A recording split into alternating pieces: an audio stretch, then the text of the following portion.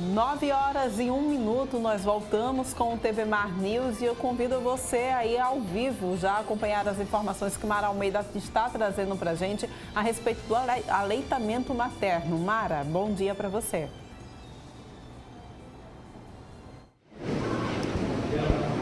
Bom dia, Porlando, e bom dia a você, telespectadora aí do TV Mar News. Muito obrigada pela sua companhia nesta quarta-feira. Isso mesmo, tá? O banco de leite, né, daqui da Santa Mônica está com o estoque bem baixo e está precisando de doações. Quem vai conversar com a gente sobre esse assunto e vai explicar muito melhor é a Andréia Pinheiro, ela que é a coordenadora do banco de leite aqui da Santa Mônica. Bom dia, Andréia. Obrigada pela sua participação aqui no TV Mar News. É isso mesmo, o estoque ele está baixo, está crítico. Isso, a gente tem uma necessidade diária, né? São 52 leitos de UTI e UCI no total. A gente está vivendo uma pandemia, nós tivemos uma redução nas doações, mas os bebês continuam nascendo. Os bebês prematuros, os bebês que precisam de algum procedimento cirúrgico, bebês de cirurgia cardíaca, neurológica, fora os prematuros que já é o nosso dia a dia. Então a gente tem uma demanda maior e a nossa doação diminuiu. E nós tivemos na semana passada a Semana Estadual de Doação, fizemos campanhas, tanto de leite materno, como também dos vidros, que a gente faz a pasteurização. Então a gente pede às mulheres que estão amamentando, que continuem amamentando mesmo na época de pandemia, não é contraindicada, elas podem usar máscara. E para ser doadora, ela precisa ter excesso de leite. Então, ela está amamentando, o bebê se satisfez e ela sente que ainda tem leite saindo. Então, esse leite, ela pode doar para os bebês aqui da maternidade.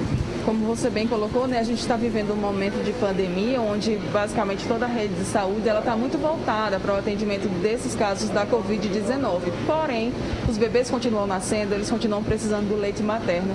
Nesse momento, quais são os cuidados, então, que vocês estão tomando para que essas mães elas possam fazer essas doações? Bom, a gente, no mês de maio, a gente precisou reduzir o atendimento. Agora, a partir de junho, a gente voltou a atender 24 horas, então a maternidade está atendendo. Nós temos um telefone que elas entram em contato e a gente faz o agendamento, tá? Para ir na casa pegar esse leite, para levar o kit com o vidrinho que ela vai fazer a retirada do leite. E nós vamos até a casa dela, pegamos o leite e se ela quiser ainda, por algum problema, não doar todo o leite, ela pode doar só 50% apenas do leite, tá? Mas a nossa necessidade realmente é que ela doe o máximo que ela puder. Então o pessoal não vai nem precisar sair de casa, né, para poder fazer essa doação e ajudar tantas crianças que estão precisando. Isso, a gente faz um apelo, o telefone do banco de leite é 3315 44 34. Se ela tiver dúvidas, a gente retira essas dúvidas pelo telefone, leva na casa dela o kit, pega esse leite depois que ela tiver feito a ordenha e esse leite ele vai ser distribuído aqui na maternidade para os bebês da UTI. Você falou sobre o aleitamento nesse momento, né? Tem muitas mães que têm essa dúvida, que estão com medo. O aleitamento, ele deve continuar? Sim, nesse momento é imprescindível que ela mantenha, tendo todos os cuidados de prender o cabelo, usar máscara, lavar as mãos antes de tocar no bebê, isso é importante, tá certo? E também para fazer a retirada do leite. Quando ela entra em contato, nós passamos as informações, levamos informação por escrito para que não tenha dúvida, tá certo? Mas é importante porque o aleitamento materno vai ser uma proteção para esse bebê. Como é que está sendo o atendimento presencial aqui no banco de leite da Santa Mônica? Também a gente está fazendo o agendamento para não ter muitas mães ao mesmo tempo, tá? A gente atende por horário. Se ela tiver dúvida, se a gente não conseguir tirar essa dúvida pelo telefone, a gente faz o agendamento para que ela venha na maternidade e a gente possa esclarecer melhor. Hoje, qual que é a situação real do banco de leite, né? Quantos litros vocês têm? Quantos que vocês precisam ter? Qual que é a situação ideal? Hoje é o dia da pasteurização, tá? Então, assim, a gente só vai ter uma definição melhor no final do dia. Mas em torno do nosso estoque para distribuição, a gente só está distribuindo em torno de 50% das necessidades, tá? Da demanda do bebê, dos bebês que estão na UTI. Mas a demanda ela não para, né? Apesar dessa capacidade. Isso. Algumas mães não estão podendo ficar na maternidade. A gente também está tendo essa restrição por conta da contaminação e isso dificulta ainda mais, né, o nosso atendimento, porque essas mães na maternidade elas facilitam porque elas mesmas fazem essa retirada. Elas vão para casa, mas a gente fica nesse transporte também de pegar esse leitinho delas. Então vamos reforçar para as mamães que estão nos assistindo, que estão amamentando, como é que elas podem ajudar o Banco de Leite da Santa Mônica e, consequentemente, tantas crianças? Bom, podem entrar em contato pelo Banco de Leite, tá? Nós temos também as redes sociais, tem o Instagram e o Facebook da maternidade, mas o banco ele funciona 24 horas. O nosso telefone é o 3315 4434 e a gente está pronto para tirar as dúvidas e fazer esse agendamento. É bom também que a gente fale que vocês também oferecem orientações para as mamães que estão tendo dificuldade em amamentar, né? Isso, a gente estava agora no atendimento. A mãe com dificuldade para amamentar, ela pode entrar em contato com o banco, tá? Se ela não estiver podendo vir no momento, ela entra em contato, a gente tenta esclarecer pelo telefone, mas tem casos que ela precisa vir à maternidade e a gente faz esse agendamento também. O leite materno ele é riquíssimo. Isso, é o que a gente tem de melhor, é a arma mais poderosa que a gente tem para salvar os nossos bebês e a gente não pode abrir mão dela, né? Muito obrigada, tá, Andréa, pelas suas informações e bom dia. Eu que agradeço. É isso então, pessoal de casa, se você é mamãe e tem dificuldade de amamentar, entra aqui em contato com o Banco de Leite da Santa Mônica e se você está aí, né, com o seu estoque próprio bem abastecido, também você pode ajudar outras crianças, por favor, ajude, tá? A gente está aqui fazendo esse apelo, reforçando, né, na verdade. Então, o Banco de Leite, né, da Santa Mônica, ele pode ir até você, ou você pode agendar um horário e dar uma passada aqui para você poder fazer a sua doação. Muitas crianças estão precisando, enfim, os bebês eles não param de nascer por conta da pandemia. E é importante que a gente se mobilize também para poder ajudá-los. Com imagens de Márcio André, eu volto com você aí no estúdio, Porlane. Pois é, Mara, como você bem disse, aí a vida segue seu curso, não para por conta da pandemia. Então, quem puder fazer a sua doação de leite materno, faz, porque a Santa Mônica ela está dando toda a cobertura, com toda a segurança para que você possa fazer a sua doação e ajudar a salvar os bebezinhos, tá bom? Olha só, e a gente sempre tem mostrado para você aqui no TV Mar News, ao vivo, através de entrevistas via Skype, né? A gente sempre tem mostrado como é que está a situação em outros países. E hoje a gente vai conversar com a jornalista Poliana Costa, ela que se encontra lá na França, na como é o nome? Alsácia, não é isso? Bom dia para você, Poliana. Como é que você está? Bom dia, Maceió. Estamos Poliana bem. Rocha, gente. Desculpa, eu disse Poliana Costa, é Poliana Rocha. Então, como é que está a situação aí na França, Poliana? Bem, aqui já começamos o desconfinamento desde o dia 11 de maio, né? E estamos na segunda fase do desconfinamento. E agora, ontem, na verdade, na segunda fase, os bares, os restaurantes já começaram a abrir e todo mundo já começou a circular mais pela cidade, né? Mas sempre com precaução ainda. A vida recomeçou, mas todo mundo agora tem que conviver com o vírus. E nos espaços públicos é obrigatório o uso da máscara, mas os museus já reabriram nas áreas verdes de circulação do vírus, né? Isso não quer dizer que na França o vírus foi totalmente eliminado. Na região parisiense, por exemplo, a situação ainda é amarela, quer dizer que o vírus ainda circula. E lá, muitos bares, restaurantes só abriram quem tem terraço, né, nos espaços abertos. Nada de restaurantes internamente. E alguns museus, tudo isso ainda continua fechado até a segunda fase, até a terceira fase, pelo menos, do desconfinamento, que vai começar a 22 de junho. Então, por enquanto, eu estou na Alsácia, que é no nordeste da França, e na fronteira com a Suíça e a Alemanha. E aqui estamos na zona verde, né? Então, os bares, os parques, jardins, pequenos museus, todos já reabriram, mas tudo sempre com muita precaução. As escolas também reabriram, as crianças voltaram para a escola, mas no máximo 8 crianças por turma. E sempre a recreação, por exemplo, elas não podem ter contato uma com a outra, elas levam brinquedos e brincam sozinhas, ou correm pela recreação, mas sozinhas, sem contato com outras crianças. Nem todas as classes voltaram, por exemplo, voltaram com as aulas, apenas pequenos grupos, 2 classes, na verdade, que correspondem à alfabetização e à 4ª série aí no Brasil.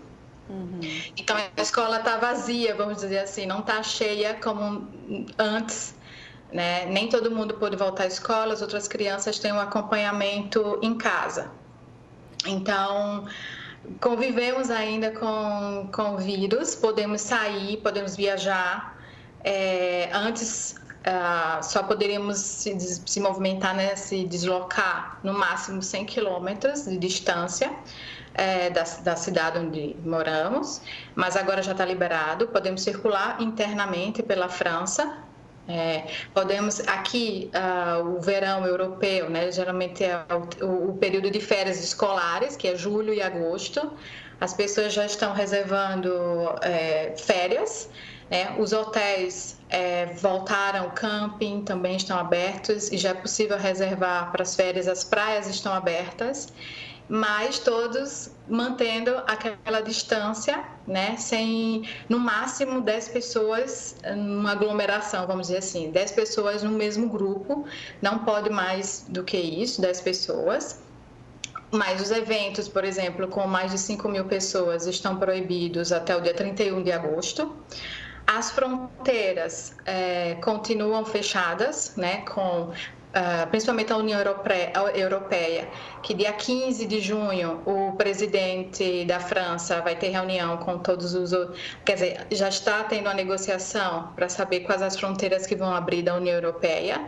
E o presidente vai definir, né, no dia 15 vai ter um pronunciamento para dizer se as fronteiras vão abrir ou não e com que países. Então, a expectativa é que hajam, né, voos em breve, a partir de julho, talvez, mas não para fora da Europa. Vai iniciar primeiro pela União Europeia, né, os voos pela União Europeia. Mas regiões ainda continuam confinadas, como a região parisiense, e com muitas restrições, né, e as mortes continuam também. Você tem números aí para passar para a gente? Quanto que no auge, né? Quanto que a França chegou enquanto estava ainda com um número alto de infectados e de óbitos? E quanto que a gente tem atualmente, diariamente? Como é que está como são os dados por aí também? Na fase de pico, né, era em torno de 24, 25 mil mortes. E hoje já passamos do pico faz tempo, foi no final de abril, começo de maio, e por isso foi possível o desconfinamento a partir do 11 de maio. E hoje a França contabiliza mais ou menos mais de 28 mil mortes.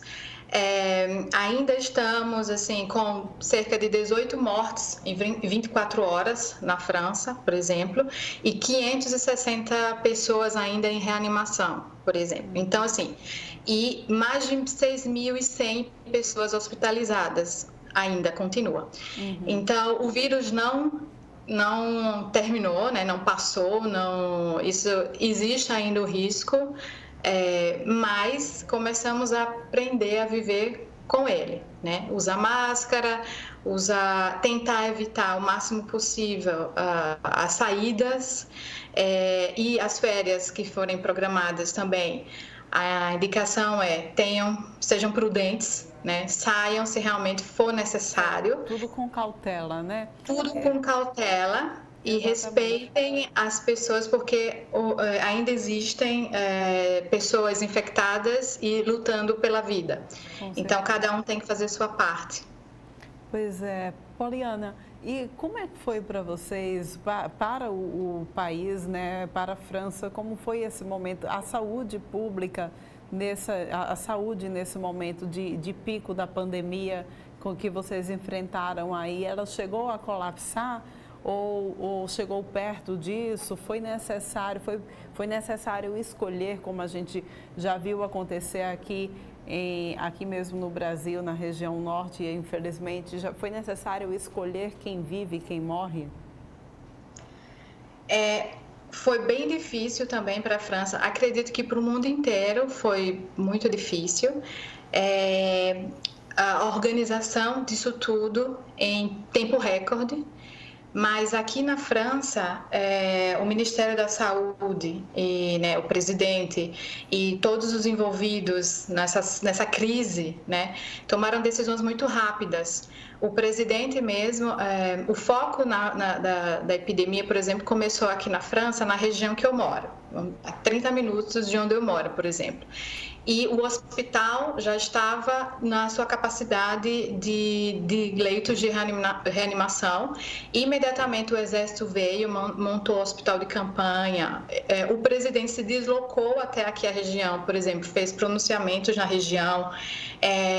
Ele cuidou com muita atenção e com muita emergência tudo.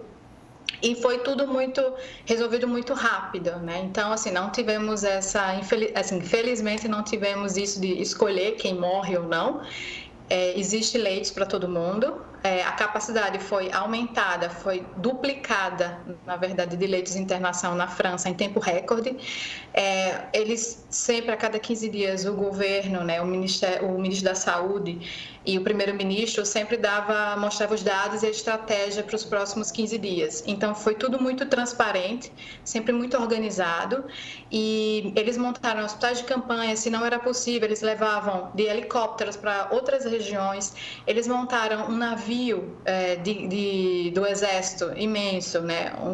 um porta-aviões, por exemplo, e organizaram leitos de internação, então transportaram todo mundo. Eles organizaram um trem imenso, o trem inteiro, com leitos de reanimação para levar e transportar de uma região para outra.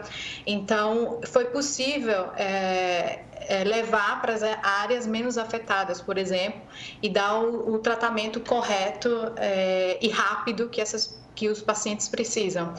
Então, felizmente, não passamos por isso e, inclusive, o governo tomou várias medidas de valorização dos profissionais de saúde. Todos eles receberam gratificação desde o início da pandemia. Eles receberam salário a mais como forma de agradecimento. Então, isso fez parte também da estratégia do governo de valorização dos profissionais e atuou rapidamente e sempre foi muito transparente nas explicações, nas estratégias, e sempre nos deixou, apesar do momento muito caótico, né, muito difícil, todo mundo inseguro, mas o sentimento aqui foi: estamos sendo protegidos. Né?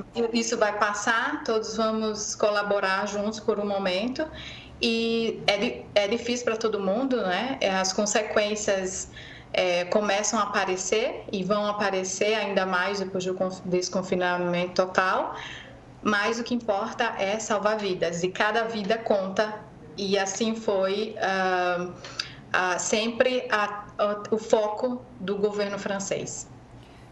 A gente sabe que Paris é um país muito turístico, né? A França é um país muito turístico, Paris é uma cidade muito turística, né?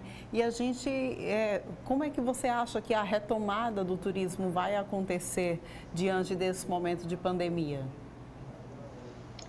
Bom, como a região parisiense é a região ainda mais afetada, vamos dizer assim, porque ela é a região mais populosa da França. Né? São 18 milhões de habitantes e na região parisiense, e ainda estão na área amarela de circulação do vírus. Isso quer dizer que ainda há uma taxa alta de incidência do vírus, né? Ainda há uma taxa de ocupação alta de leitos de reanimação, e por isso nem tudo ainda está aberto.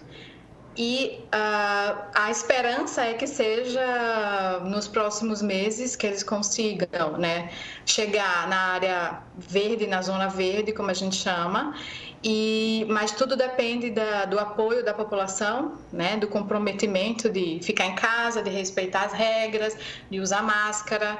E aqui na França a gente está caminhando para chegar no verão europeu, então está muito quente já. E as pessoas não querem respeitar, às vezes, isso, de usar máscara. E isso acaba atrapalhando, né? Para quem fica em casa e os outros não ajudam. E, então, a perspectiva é que, a partir de julho, esse número melhore. Mas acreditamos que as fronteiras vão continuar fechadas para muitos países ainda. E que pelo menos até setembro não vai ser possível viajar para a França. Ou apenas os europeus, né? Quem vem da União Europeia, onde o vírus, a taxa de contaminação já está baixa. Mas acredito que para os brasileiros essa é uma realidade ainda distante.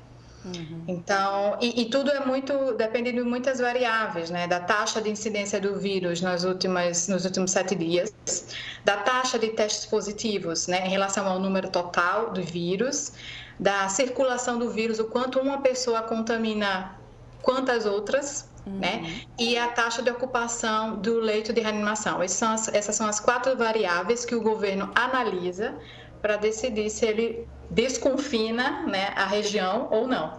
Eu estou na região que já está a quarentena acabou, mas sabemos que o vírus ainda circula na França e como há essa possibilidade das pessoas já viajarem para outras regiões, a gente sabe que o vírus pode voltar, né, e ter uma segunda onda. Né?